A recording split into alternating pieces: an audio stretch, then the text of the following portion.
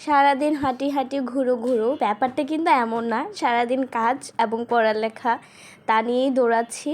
তো এটা আমার লাইফ আপডেট বলা যায়। আজকে সারাদিনে তেমন কিছুই করিনি। আমার জব ছিল, সেখানে গিয়েছি, এবং জবের পরে আমার কোচিং ছিল, কোচিংয়ে গিয়েছি, এবং সারাদিন পরে বের হওয়ার পরে বাসায় ফিরলাম কখন, যখন মাগরিবের আজান দেয় তখন।